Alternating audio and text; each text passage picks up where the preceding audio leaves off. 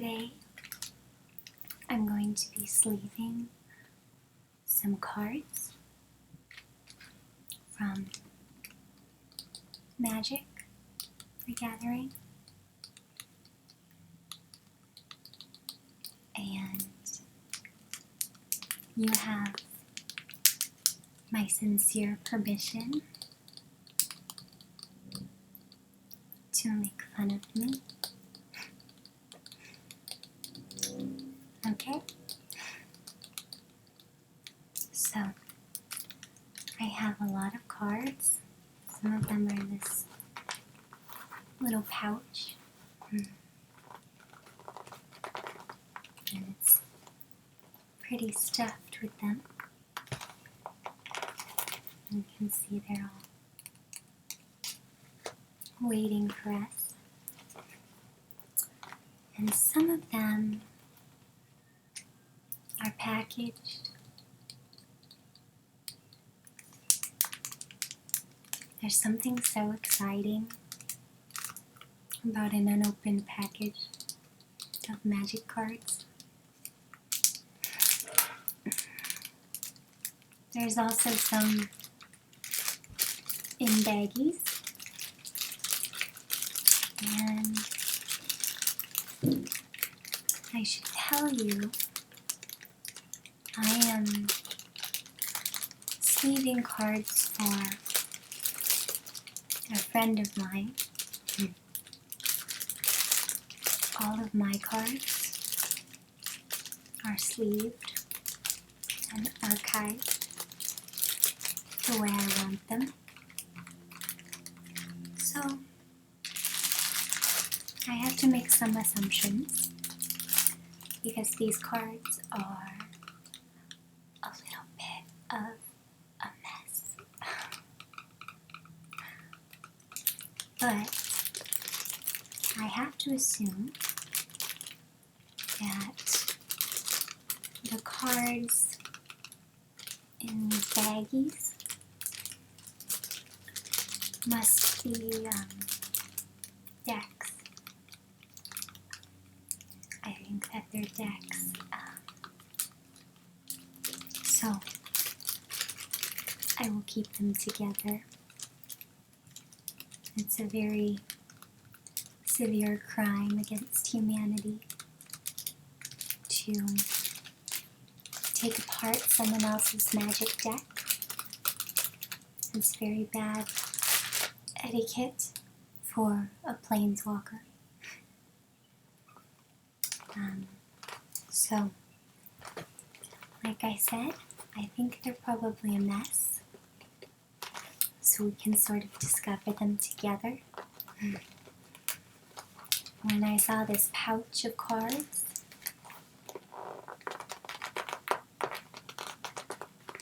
I got really excited. I thought maybe inside there might be some D20s and some tokens, but there weren't. I just love D20s, and I like to just roll them around in my fingers. I guess that's weird. Anyhow, the sleeves I'll be using,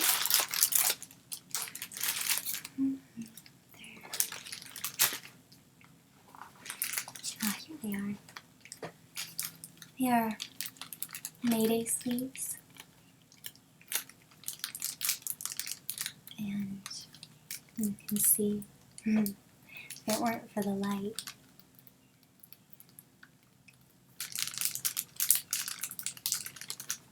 they are a 63.5 millimeter by 88 millimeter, and that indicates the size of the cards that they're meant to fit. But you can always look up sleeve guides. Most of the big companies have their own sleeve guides, and You can look them up on places like Board Game Geek. People are so dedicated to listing all of the games, but since Magic is really the oldest card game in this sense, most companies make a lot of different sleeves for Magic. These ones are acid-free, and they come in packs of 100. I'll show you. And just so you know, if I ever seem a little bit shaky, it isn't because I'm nervous, though I do want to do a good job for you all. It's because I have a little bit of a tremor, you can see. Sometimes it's better, and sometimes it's worse. But I hope it's okay with you. I'll try to shake as little as possible, so it's not like watching a geriatric. But I am sorry. But you know, I think we all have our little difficulties, and we all have our insecurities. And you know, if you do shake a little bit, people will always think that you're a little nervous, and that can be good if you play Magic or poker, because some people believe in a poker face. But if you give the impression that you're nervous and you're not, you can kind of surprise everybody, right? And I encourage you all to accept the things about yourself that might make you a little self-aware, because you're always so nice to me, and I hope you'll be as nice to yourselves all the time. Okay, so let's look in this bag first, and I'll just probably start sleeving a few of these as we go, okay? Oh, and just about the sleeves, you know, these are standard sleeves. You can see they're thin. Some people like sleeves that are thicker, like dragon shields and things like that. And you can also get premium versions of all of these sleeves, but I like sleeves that don't add a lot of bulk to my deck. So these are sort of the perfect size, and they're really affordable. You can tell me about all the sleeves you use. So, if you don't know a lot about Magic, a big part of it is your lands. This is a mountain. It's a very nice mountain, you know. And these are quite old, my friend's cards. So the art is old and a little faded, which is quite charming. Lands are the most important thing in Magic. And they're where you draw your power. And you can see I've stumbled across a lot of lands, which can sometimes be good to draw, sometimes not what you want. But every deck whatever color you choose to play or colors you choose to play. The lands are essential. Just like in the real world, everything starts with the land around us. So you can see there are different kinds of mountains, just like in the real world. I love mountains. I love them. I think I would never be happy if I didn't live somewhere with very big mountains and without water everywhere. I think water is so beautiful. And more mountains. I think maybe I stumbled upon maybe all of these mountains, huh? Let's see. Nope. We've got some good stuff, although these seem pretty random because here we have a lot of black cards, which you can't use mountains for. I remember this one, the Terror card. I quite like him. He's quite morbid, a little grotesque. And Magic has a lot of creatures and spells that look scary. But I hope I can find some of the cute ones too. One time I built an entire deck around squirrels, around a card called Chatter of the Squirrels that summons all kinds of squirrel tokens, and I just thought it was funny. It wasn't a great deck, but it was a cute deck. And you can see it just fits nicely in the sleeve like that. And it's important to protect your cards, mostly because Magic is so much fun with a bowl of Cheetos. I like to eat Cheetos, crunchy Cheetos, not puffs.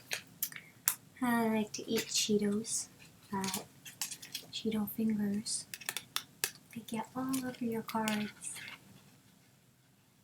And unfortunately, there's no orange color in Magic, so there's no excuse. And if you don't know much about Magic, that's okay. You've probably had better things to do with your time. But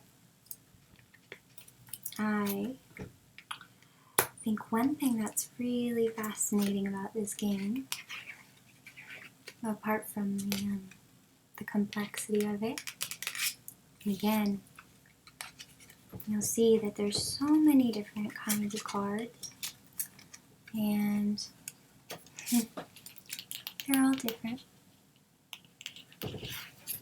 And some of them are blue. These ones are all blue. They just happen to all be blue.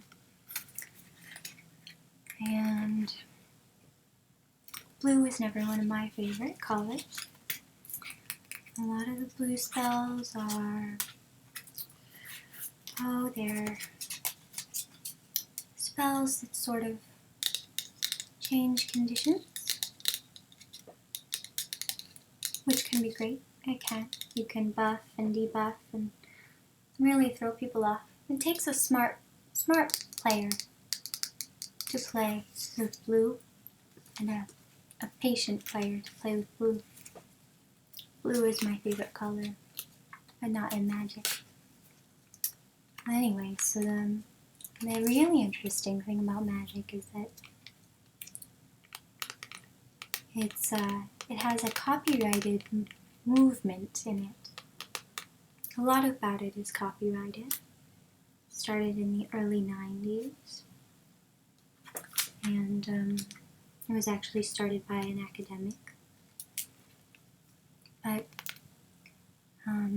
you see all these cards, they have a casting cost in the top. And you know this, of course. You know this if you play Magic. So we look at something like one of these mountains. Nice, beautiful mountain. And what you do when you lay it out, and you need to use the strength of the mountain to summon. You tap it. It's called tapping it. And you place it on your playing field. And all you do is move it sideways. You just move it sideways, and that means that it's been used that turn. And there are other cards that do this sometimes too.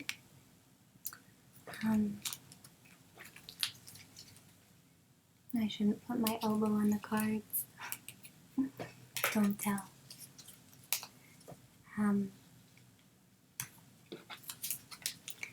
Sometimes different cards have different functions where they can be tapped for different reasons in play.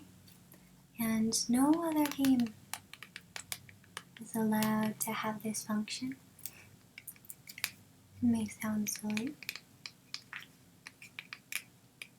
but it is truly copyrighted.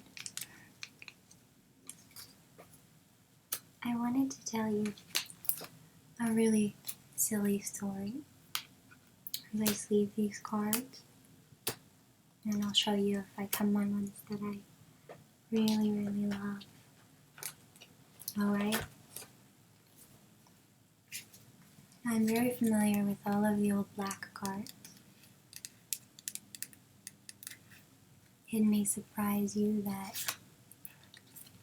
I liked black a lot, even though it's kind of not necessarily evil. It's not evil. But you can see this is a vampire. And he definitely is out for blood. The black is the color of necromancy.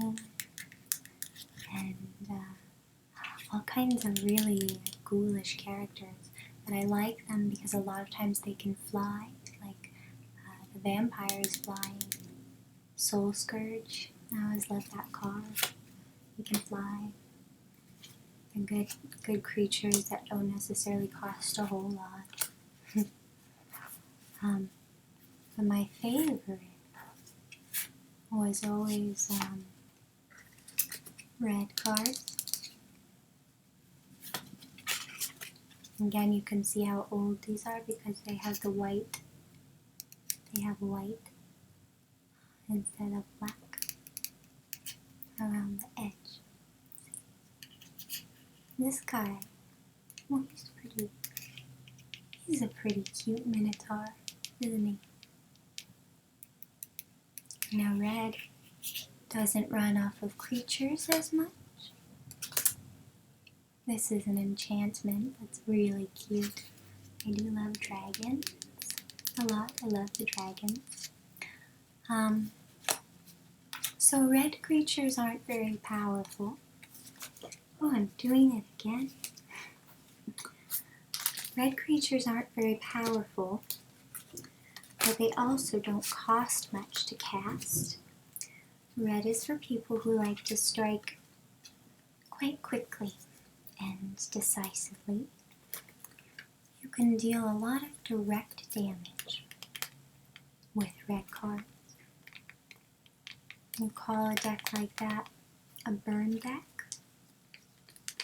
A deck that has mostly fire spells that are direct damage, and I always quite liked that.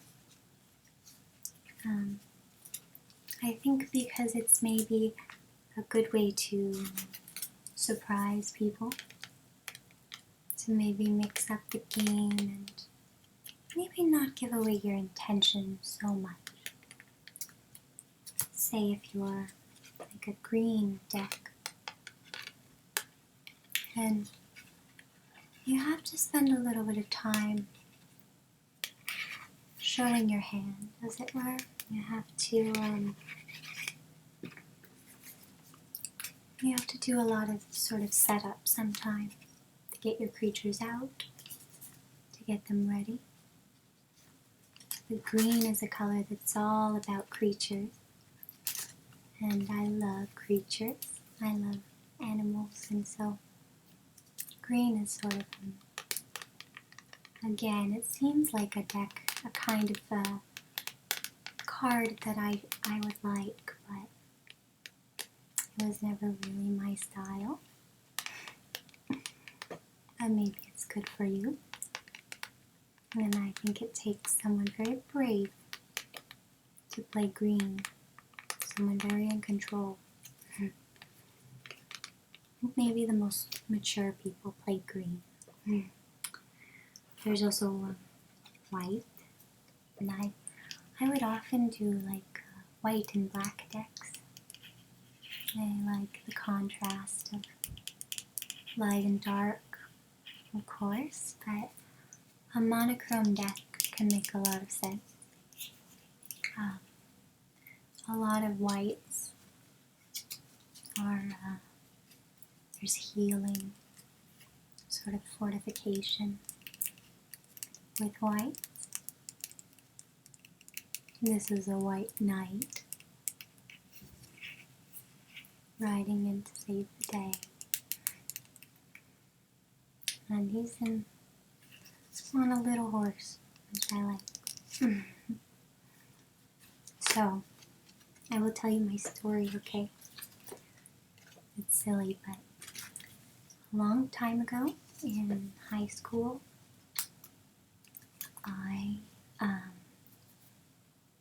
had a friend. He was a friend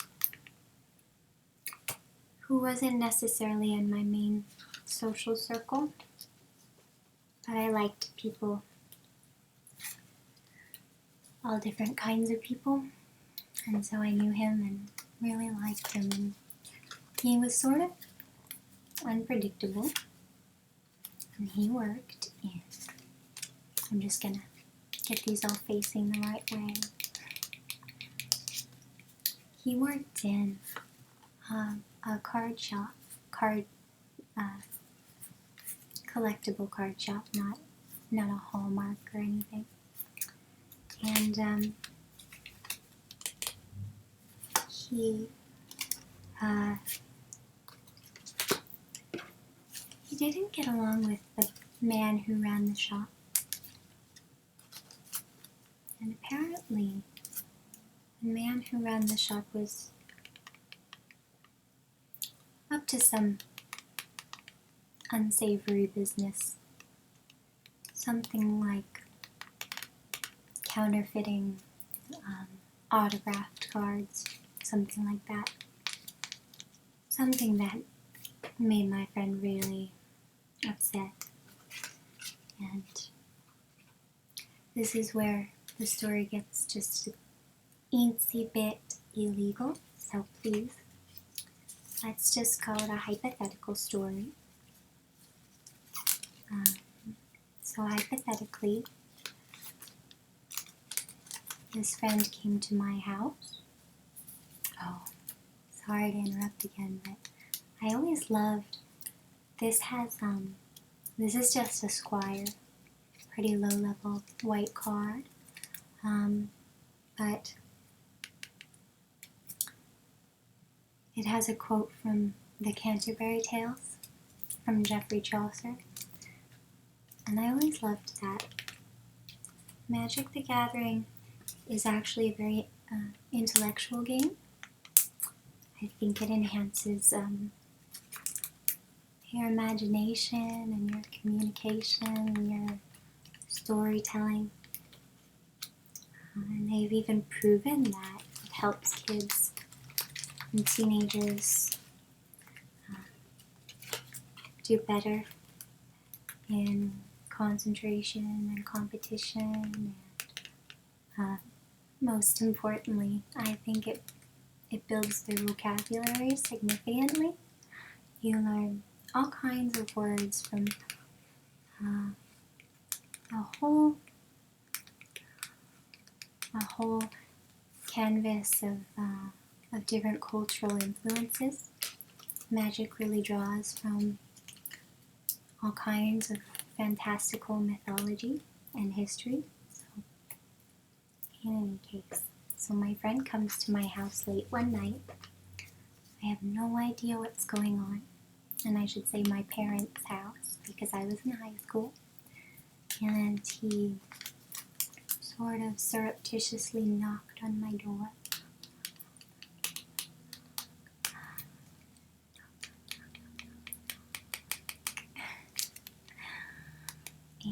And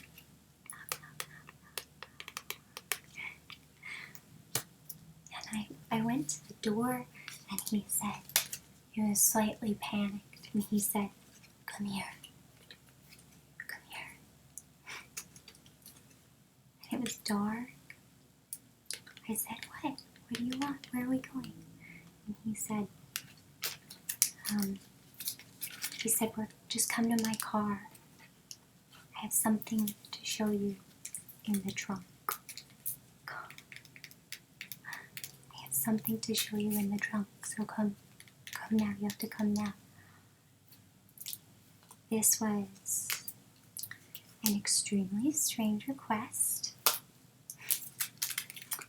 I was a really good kid, like just boringly good kid, and a few more out. And but it was sort of exciting, so I went, and he had parked his car far away from my house too, which was also suspicious. And so I went with him, and right before he opened the trunk, and I said, "What's in the trunk?" This was all hypothetical, of course. I said, "What is in your trunk?" And he said, "You have to promise me something." And I said, What do you mean?" I was actually quite worried about him. And he said, whatever is in my trunk. You can't get much more cryptic than that. He said, "Whatever is in my trunk,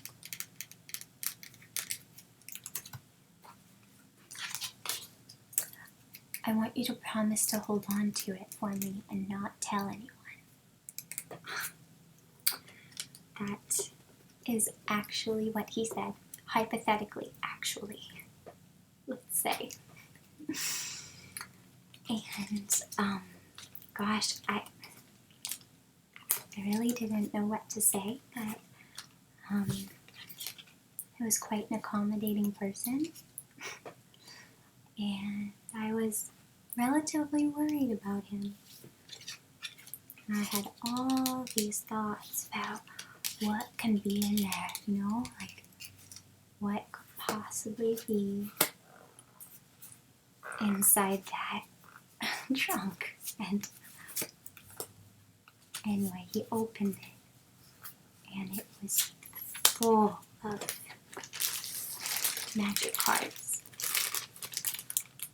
Just full of them. Except they weren't in little sacks like this. They weren't in sandwich bags.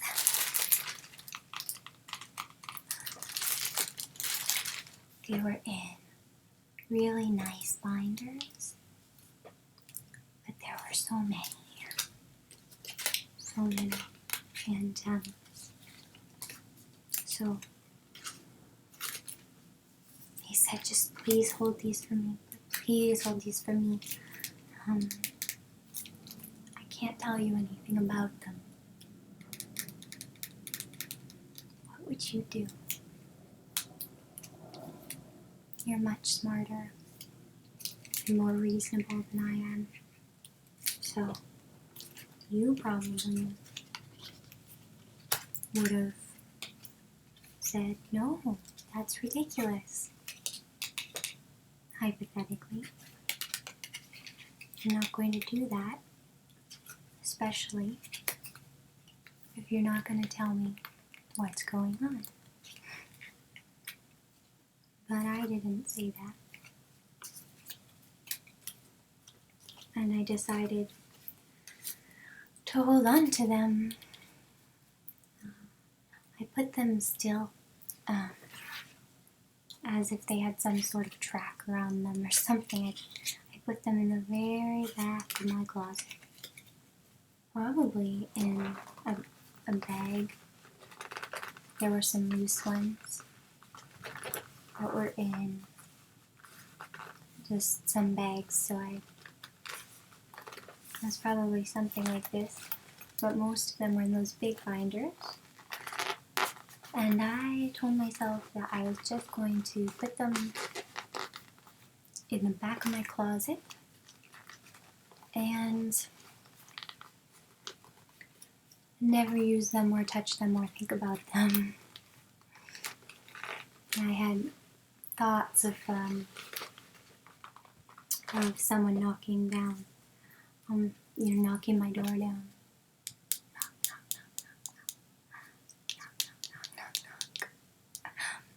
And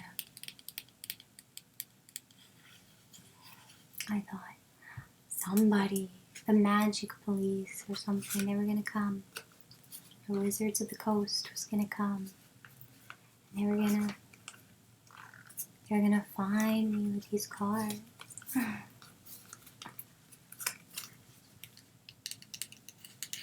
Now, my friend had told me that the cards were mine to use as long as they were in my possession. That I could use them as much as I wanted. And I thought about it. I thought, maybe I'll take these to some conventions, to some tournaments, because let me tell you, there were some amazing cards in there. And I think the only thing that wasn't in there was a black lotus. I've always wanted a foil black lotus, which is just a very good card if you don't play Magic. But there wasn't one, but there were so many great cards. And I didn't touch them. And time went by, and I saw my friend, but I never really bothered him about what they were. But anyway, one day, months and months and months and months later, he came back. Knock, knock, knock. And he asked me to give him the cards back. So I did. And he said, were there any cards that I really, really loved? That I could have anything I wanted? And the truth is, there were a lot of great cards. And certainly a lot of very valuable cards. But for some reason, there was a card called the Sara Avatar. Very, very, very good card, depending on how you play. And I guess I had mentioned it I don't remember. I don't remember how he knew that that was the card I really loved, but I told him no, just take them. You know, I'm not really comfortable with all these anyway, just take them. And he said okay, and he left.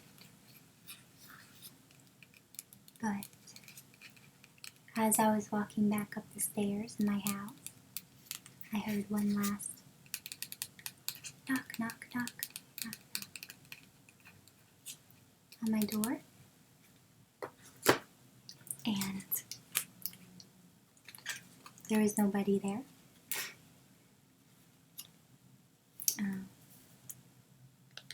But that card was sitting on the bench on my porch. Anyway, years later I found out the truth, which was that he had taken the cards from the card shop he had worked at. I had no idea. And I like to think that he did the right thing and brought them back, but I know he was angry at his boss, and also know that apparently that card store was closing. I don't know where those cards were supposed to go, but I'm pretty sure they weren't supposed to go to my friend. Now, I don't condone the behavior in this story. And again, who's to say if it really happened? But it was so strange. And it was probably my one brush with a life of crime and danger. So I hope that you'll forgive me for that. I don't want to live in fear. This is a fear card. In any case, I don't play magic anymore because it's so expensive to keep up, and because I don't have, I don't know many people who play. But I think it could be a really good game for you if you haven't played it. I think the most fun part of magic for me is actually building the decks. So sometimes I still build decks just for fun, to challenge myself. And I hope that this hasn't been too boring for you. And I will probably just keep going. And I will probably try to make some real decks.